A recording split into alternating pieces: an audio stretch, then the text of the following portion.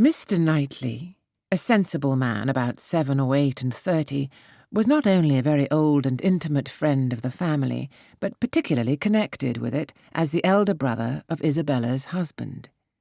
He lived about a mile from Highbury, was a frequent visitor and always welcome, and at this time more welcome than usual, as coming directly from their mutual connections in London. He had returned to a late dinner after some days' absence, and now walked up to Hartfield to say that all were well in Brunswick Square. It was a happy circumstance, and animated Mr. Woodhouse for some time. Mr. Knightley had a cheerful manner which always did him good, and his many inquiries after poor Isabella and her children were answered most satisfactorily. When this was over, Mr. Woodhouse gratefully observed, "It is very kind of you, Mr. Knightley, to come out at this late hour to call upon us. I'm afraid you must have had a shocking walk." "Not at all, sir. It's a beautiful moonlight night, and so mild that I must draw back from your great fire."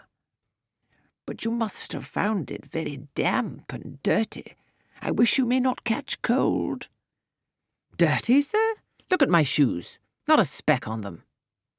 "Well, that is quite surprising, for we have had a vast deal of rain here. It rained dreadfully hard for half an hour while we were at breakfast. I wanted them to put off the wedding." "By the by, I have not wished you joy. Being pretty well aware of what sort of joy you must both be feeling, I have been in no hurry with my congratulations, but I hope it all went off tolerably well. How did you all behave? Who cried most?" "Ah, poor Miss Taylor. 'Tis a sad business." "Poor Mr. and Miss Woodhouse, if you please, but I cannot possibly say poor Miss Taylor. I have a great regard for you and Emma, but when it comes to the question of dependence or independence, at any rate, it must be better to have only one to please than two."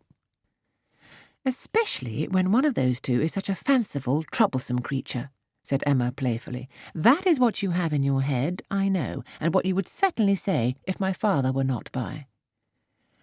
"I believe it is very true, my dear, indeed," said Mr. Woodhouse with a sigh. "I'm afraid I am sometimes very fanciful and troublesome." "My dearest papa, you do not think I could mean you, or suppose Mr. Knightley to mean you? What a horrible idea!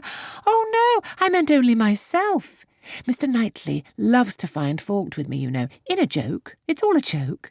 We always say what we like to one another."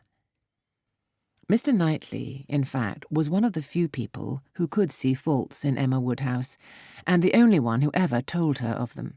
And though this was not particularly agreeable to Emma herself, she knew it would be so much less so to her father that she would not have him really suspect such a circumstance as her not being thought perfect by everybody. "Emma knows I never flatter her," said Mr. Knightley, "but I meant no reflection on anybody. Miss Taylor has been used to have 2 persons to please. She will now have but 1. The chances are that she must be a gainer." "Well," said Emma, willing to let it pass, "you want to hear about the wedding, and I shall be happy to tell you, for we all behaved charmingly. Everybody was punctual, everybody in their best looks, not a tear, and hardly a long face to be seen. Oh, no, we all felt that we were going to be only half a mile apart, and were sure of meeting every day." "Dear Emma bears everything so well," said her father. "But, Mr. Knightley, she is really very sorry to lose poor Miss Taylor, and I'm sure she will miss her more than she thinks for."